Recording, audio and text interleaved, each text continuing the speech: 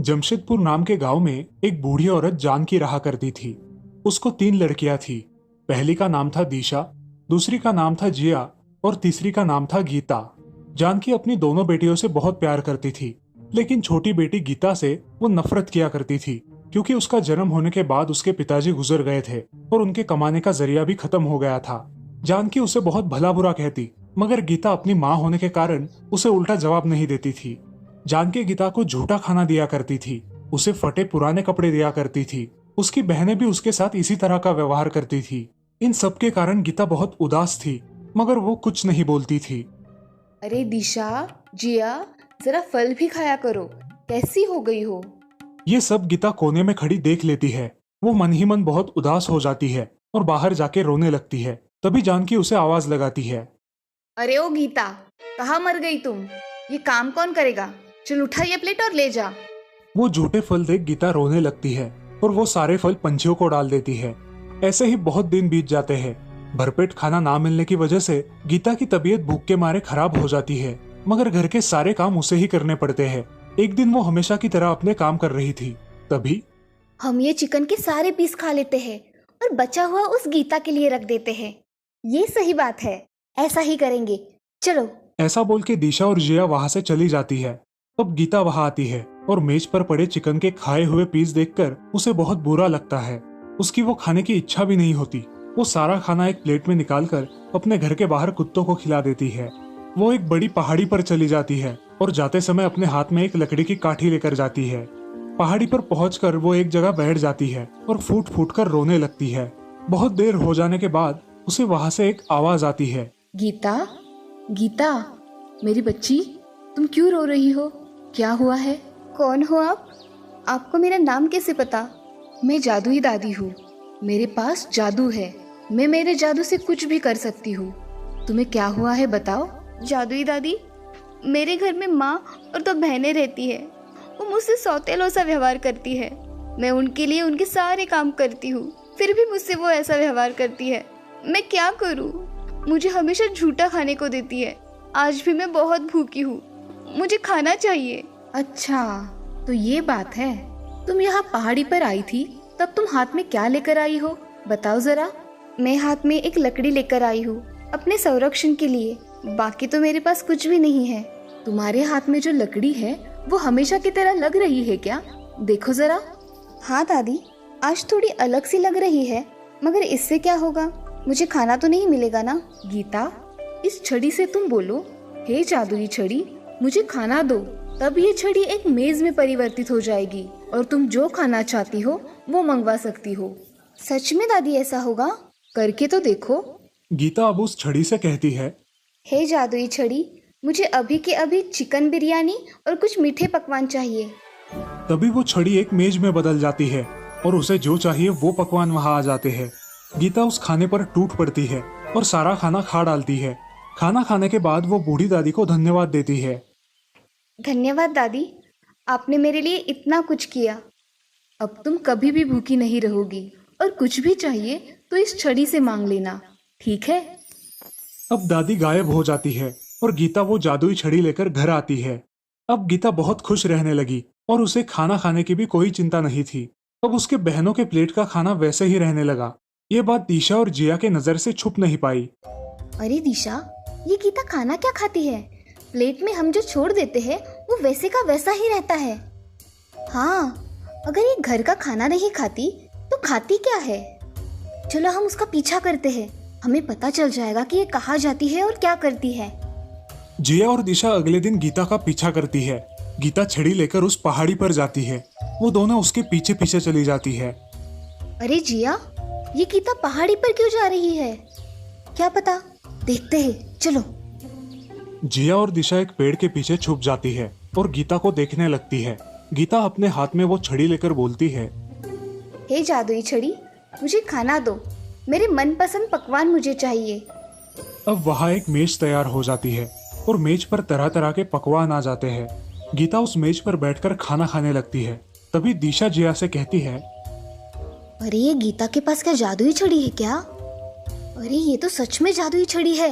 ये गीता की बच्ची यहाँ खाना खाती है, इसलिए घर का खाना नहीं खाती। चलो ये बात हम माँ को बताएंगे। चलो। दोनों बहनें घर जाकर अपनी माँ को सारी सच्चाई बता देती है।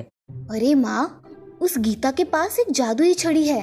वो छड़ी जो मांगो वो देती है। हाँ माँ, सच में हमने हमारी आंखों से देखा है। अच्छा, ऐसी बात है। इसीलिए ये कलमुही घर का खाना नहीं खाती है। आने दो इसे, आज देखती हूँ। जानकी गीता का इंतजार करती है। जब गीता घर आती है। अरे ओ गीता, कहाँ चली गई थी? आने में बड़ी देर कर दी। माँ, मैं उस पहाड़ी पे गई थी, वहाँ मेरा मन लगता है, इसीलिए वहाँ जाती हूँ। बाकी कुछ नहीं है माँ। अच्छा, बहुत बड़ी हो गई हो, अपने माँ से झूठ बोलने लगी हो। मुझे सब पता है कि तुम क्या करती हो, झूठ बोल रही हो। नहीं माँ, मैं झूठ नहीं बोल रही हूँ, मैं सच बोल रही हूँ। अच्छा, तुम झूठ नहीं बोल रही तो इस छड़ी का तुम क्या करती हो? पहाड़ी पे जाते समय मेरे संरक्षण के लिए मैं इसे अपने पास रखती हूँ। अच्छा, तो दो ये छड़ी, इसे मैं मेरे पास रखती हूँ। ऐसा कह के जानकी वो छड़ी गीता से छीन लेती है और जानकी उस छड़ी के 2 टुकड़े कर देती है। वो टुकड़े वो गीता को देती है। ये देख गीता बहुत रोने लगती है। आपने ऐसा क्यों किया माँ? क्योंकि ये जादुई छड़ी है जो तुम्हें खाना देती है, इसीलिए मैंने इसे तोड़ा। अब गीता फूट फूट के रोने लगती है। वो टूटी छड़ी लेकर अपने कमरे में चली जाती है। उसके पुराने दिन वापस आ जाते हैं। उसे खाने के लाले पड़ते हैं। अब वो पहले की तरह ही भूखी रहने लगी थी। एक दिन वो फिर से उस पहाड़ी पर चली जाती है और वहां बैठकर फूट फूट कर रोने लगती है। बहुत देर हो जाती है। उस पहाड़ी पर बहुत बड़ा प्रकाश छा जाता है और वहां वो जादुई दादी वापस आ जाती है। क्या हुआ गीता, आज फिर से यहाँ फूट फूट कर रो रही हो? दादी, मेरी ये जादुई छड़ी मेरी माँ ने तोड़ डाली है। अब मेरी हालत पहले जैसी ही हो गई है। मुझे खाने को कुछ भी नहीं मिलता। अब मैं क्या करूँ? मेरी प्यारी गीता, तुम चिंता क्यों करती हो? ये अभी भी जादुई छड़ी ही है। तुम अब इस जादुई छड़ी के टुकड़ों को जहाँ तुम हमेशा जाती हो वहाँ जमीन में गाड़ दो, फिर देखो चमत्कार। अब तुम घर जाओ। जादुई दादी, ये सब मेरे साथ कब तक चलेगा? बेटी, मैंने जो कहा है वो करो, तुम्हारी सारी उलझनें सुलझ जाएगी। चलो, मैं चलती हूँ। दादी वहां से गायब हो जाती है और गीता वहां से चली जाती है। गीता अपने घर आकर अपने आंगन में चुपके से उस छड़ी के टुकड़े गाड़ देती है। अगले दिन वो बाग में जाकर देखती है तो उस छड़ी की जगह एक छोटा सा पौधा उगाता है। वो उस पौधे का अच्छी तरीके से ख्याल रखती है और कुछ ही दिनों में वो पौधा एक पेड़ में परिवर्तित हो जाता है। उसे देख गीता बहुत खुश हो जाती है। जानकी और उसकी 2 बेटियों की भी नजर उस पौधे पर पड़ती है और वो आश्चर्यचकित होती है। अरे दिशा, जिया, ये देखो, ये पेड़ चमत्कारी पेड़ है। इसके पत्ते चांदी के और फल सोने के हैं। जरा देखो तो। हाँ, सच में माँ, ये तो अद्भुत पेड़ है। चलो हम उसे वहाँ जाकर देखते हैं। जानकी, दिशा और जिया वहां चली जाती है और उस पेड़ के फल तोड़ने की कोशिश करती है। मगर वो जब भी उस पेड़ के पास चली जाती, उस पेड़ की टहनियां ऊपर हो जाती और उनके हाथ उस पेड़ का एक पत्ता भी नहीं आता था। अब वो तीनों माँ बेटी थक जाती है। तभी गीता वहां आती है। वो उस पेड़ के पास जाकर उसे प्रणाम करती है और उसके फल तोड़ने लगती है। तभी पेड़ की शाखाएं और भी नीचे आती है और गीता उसके कुछ सोने के फल तोड़ लेती है। वो अपनी माँ को देती है, फिर भी उसकी माँ खुश नहीं होती। तभी उन्हें दूर से घोड़ों की आवाज सुनाई देती है। माँ अपनी बेटियों से कहती है, दिशा और जिया, इस रास्ते से राजकुमार आ रहे हैं। तुम अच्छी तरह से तैयार हो जाओ। और गीता, तुम उस झाड़ियों में छुप जाओ। जल्दी करो। क्यों माँ? ज्यादा बातें मत करो, जितना कहा है उतना ही करो। जाओ, जल्दी उस झाड़ियों में जाके छुप जाओ। गीता झाड़ियों के पीछे छुप जाती है और दिशा और जिया तैयार होकर वहां खड़ी रहती है। वहां वो नौजवान राजकुमार आता है और उस पेड़ को देखकर रुक जाता है। ये सुनहरे फल लगा हुआ पेड़ और चांदी के पत्तों वाला पेड़ तो मैंने पहली बार देखा है। जी राजकुमार, ये पेड़ हमारा है। आपका यहाँ कैसे आना हुआ? मैं मेरी राजकुमारी की तलाश में हर प्रदेश ढूंढ रहा हूँ, मगर मुझे अब तक वो मिली नहीं। राजकुमार, आपको मेरी लड़कियाँ नहीं पसंद आई क्या? ये लड़कियाँ और मेरे लायक? मुझे तो खूबसूरत लड़की से शादी करनी है। वैसे आप मुझे इस पेड़ की एक टहनी तोड़कर देंगी क्या? जी नहीं राजकुमार, हम इस पेड़ को हाथ भी नहीं लगा सकते। ठीक है। ऐसा कहकर राजकुमार वहां से चला जाता है और जानकी अपनी बेटियों को भला बुरा कहने लगती है। तभी गीता वहां आती है और अपनी माँ से कहती है, माँ, वो कौन थे? तू तो चुप ही कर, मनहूस कहीं की। तुम्हारा मुंह देखा ना, इसीलिए ऐसा हुआ है। गीता की आंखों से आंसू बाहर निकल आते हैं। वो पेड़ के नीचे बैठकर रोने लगती है।